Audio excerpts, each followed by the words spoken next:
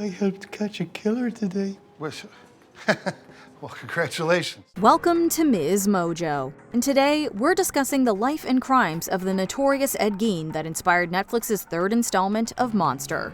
Spoilers ahead for all 8 episodes. It's not right. You're the one can't look away.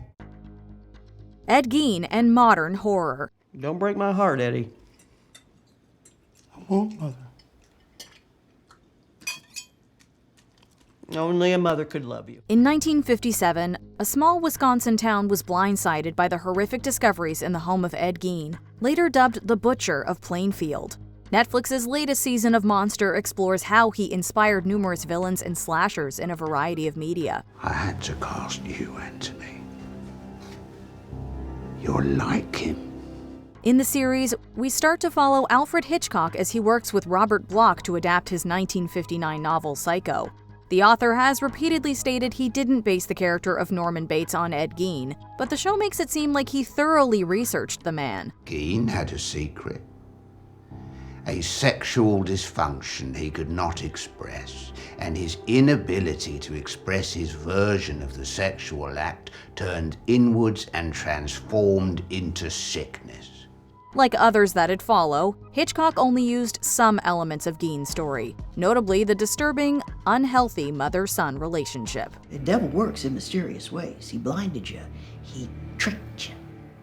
What do you mean? Venereal disease. When he was young, Toby Hooper heard about a grave robber in Wisconsin who crafted furnishings using human remains. Along with other influences and ideas, this shocking true story partially inspired 1974's horror classic, The Texas Chainsaw Massacre. I'm not making the movie this country wants. I'm making the movie it deserves. They created it. The ugliness, the violence, the cruelty, the depravity. The influential film depicts a group of road-tripping friends who are subjected to a deranged cannibal clan and chainsaw-wielding killer Leatherface. Hello!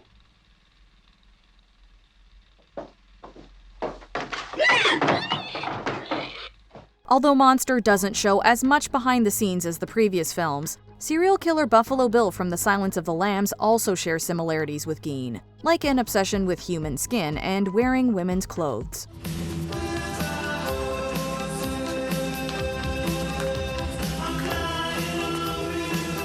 A tragic upbringing. First, an evil son who humiliates his mother and is determined to drag us all to hell. And then I got you, a son so prone to all manner of weakness who seems set on breaking his mother's heart. Born in La Crosse County, Wisconsin on August 27, 1906, Edward Theodore Gein was the youngest of George and Augusta Gein's 2 sons. Augusta raised Ed and his brother Henry under her extreme religious beliefs and negative views on women, purposely keeping them isolated on their Plainfield property. No, sir. You go. Get out. Now. You already broke my heart, so don't make it worse by dragging it out. I don't want to leave you, Mother. Well, you already have. George struggled with substance use and often physically harmed his sons. After he died of heart failure in April 1940, the boys worked all over town doing odd jobs as handymen. Where you been? Oh, Mother's gonna whip you when she sees you. No. Edward. Only one lets mother whip him's you. Unlike Ed, Henry didn't develop an obsession with their mother and didn't want to live on the farm forever. In the first episode of Monster, Henry tells Ed that he's getting married and encourages him to break free of the domineering Augusta, too. You need to get out of here, too. Mother is sick. She's a sick woman, and... Shut your mouth. No, I won't. I don't want to hear about that. Ed. Don't talk like that about her. Ed hits him with a log, killing him instantly.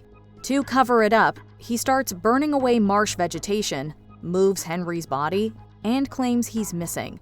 What's all the shouting for? Fire got out of control. I can't find Henry. He was here. You try to find him. I'll go into town for help. No, I'll fetch the police. You go find him, Eddie. When he's found, the coroner concludes that he died of asphyxiation. Despite long-held speculation, it was never proven that Ed intentionally killed Henry. In the 1989 biography, Deviant, the shocking true story of the original Psycho, author Harold Schechter alleged that Henry's head had bruises. However, no autopsy was performed, and Ed later denied any involvement. You're right about Mother. She's a good woman.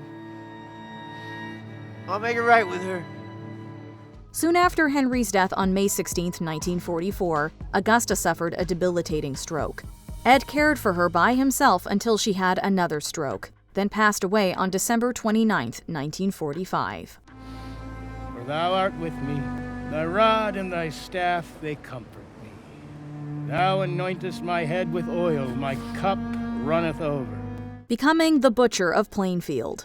Over the span of 5 years, Ed Gein lost his whole immediate family. However, the devastating death of his mother likely hit him the hardest. May the Lord forgive you for cursing. Hush up, Sally. It's the right. It's gonna die anyway. This is a house of filth.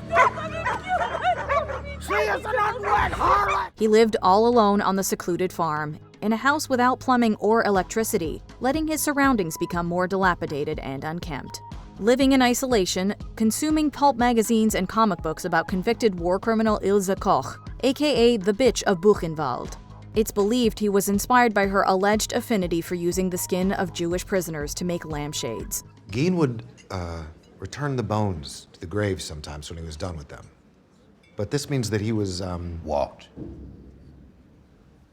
he was stripping the flesh from the bodies.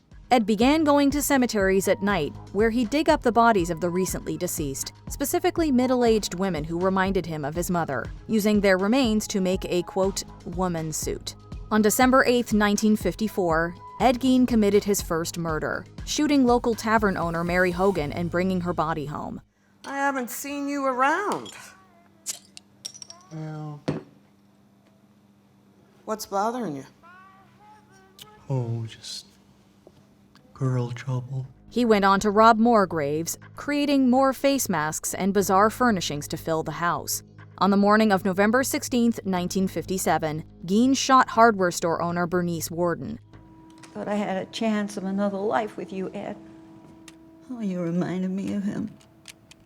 Same face, same rippling arms. Oh, makes me weak. Later in the day, her son, Deputy Sheriff Frank Worden, stopped by the store, where he found blood and the last receipt she wrote, which was for Gein. In episode 4 of Monster, Ed Gein and Bernice Worden go on a date and hook up at her house, and later talk about him moving in. This has been just magical. I haven't skated in years. It makes me feel like a girl again. You are a girl. I like it too. He likes that she indulges in his secret hobby of wearing ladies' underwear, but after returning to his empty home, he's scolded by a hallucination of his mother, who convinces him to abandon the sudden plans. So go run to her, Eddie, your devil bride. Put a demon in that old dusty womb. Brush the cobwebs off her saggy dugs. Make the beast with 2 backs with your syphilitic bride. There is no evidence suggesting Gein and Worden had a torrid love affair before he killed her. Episode 6 centers Deputy Worden and Sheriff Schley discovering the horrific state of Gein's home and his disturbing collection of human remains. Mother wouldn't have nothing to do with that.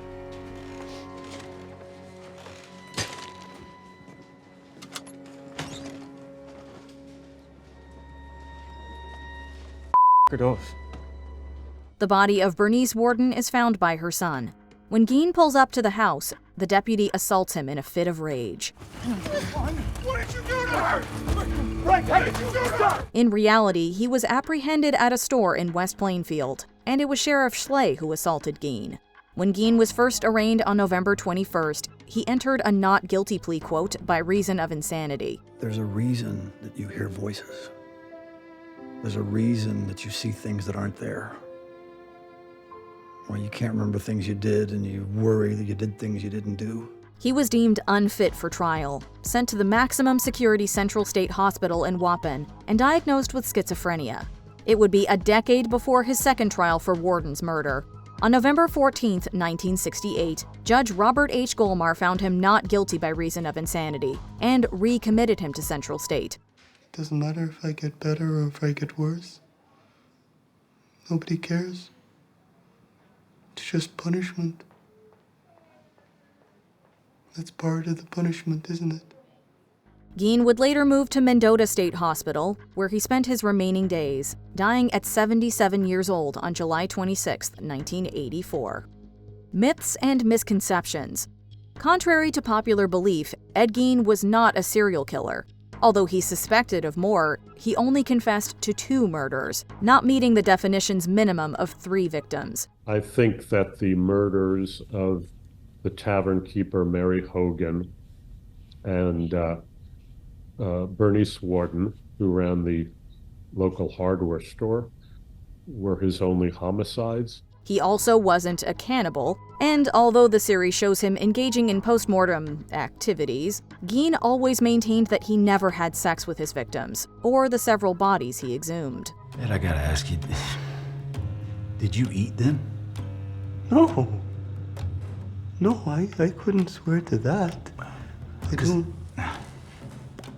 don't think so. After his arrest, Gein was questioned about a missing girl named Evelyn Grace Hartley, who was abducted from her babysitting job in La Crosse County on October 24, 1953.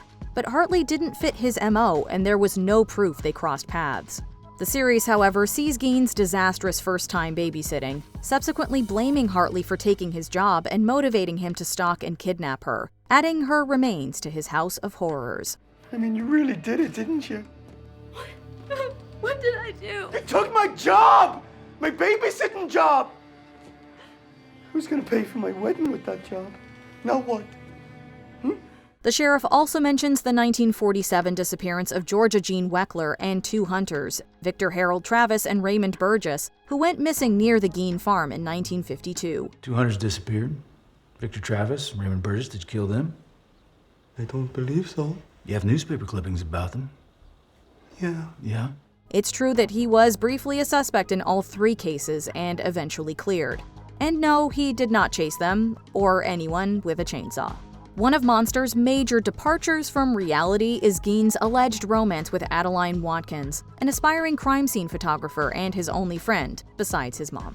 The 2 share morbid interests, and it's implied that she introduced him to comic books and photos of Nazi atrocities. They go on dates, and eventually he pops the question in a nighttime picnic in the local cemetery. Will you marry me?